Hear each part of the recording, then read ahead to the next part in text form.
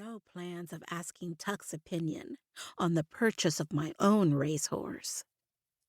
I'd know the perfect one when I spotted him.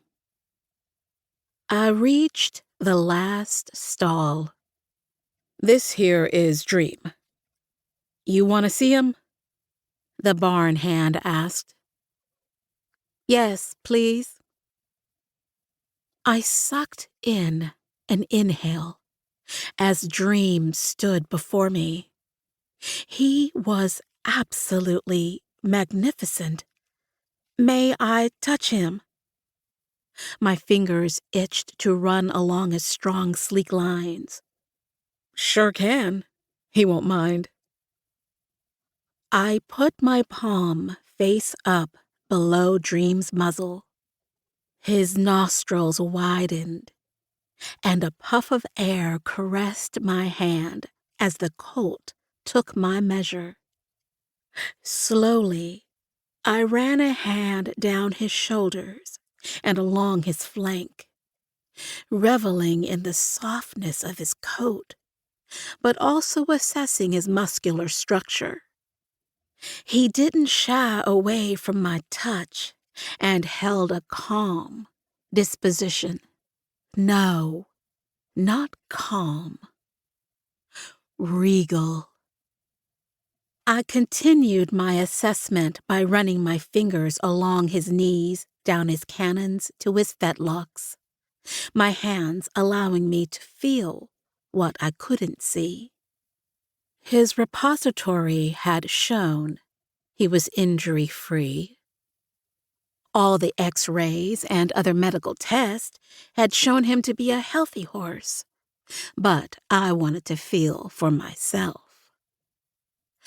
"Why are they pushing you this early?" I whispered softly. Why had his current owner decided to give up on Dream being a Derby contender?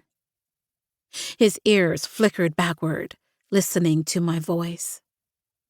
I caressed his neck, keeping my volume low as I spoke.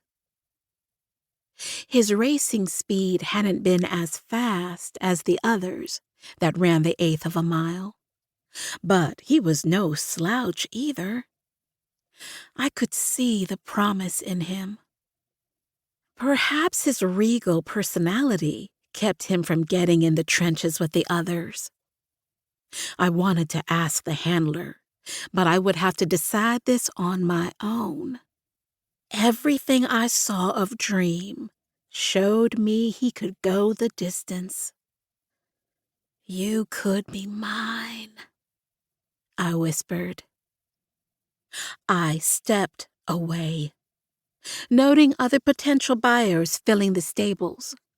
I didn't want anyone to think I was attached and try to drive up the price later on, because deep down I knew I'd bid on Dream. The next day, I found myself in the auction room, waiting impatiently for the start. "First up is Hip 340. The auctioneer read the highlights of the Dam's family, as well as the colt's breeze time. Then, when I saw Dream on stage in the auction ring, well, something in my heart clicked.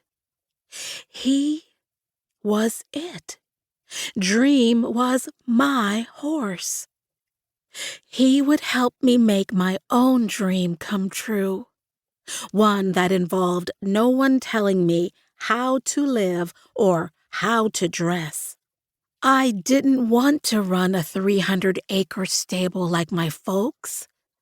Something much smaller and less formal was more my speed. I leaned forward, heart pounding within my chest. Once again, I couldn't get over how stunning the 2-year-old was. If he did well in the Derby, he could go on to sire many winners after him. I'd prayed all last night for wisdom regarding him and one of the other horses I'd marked.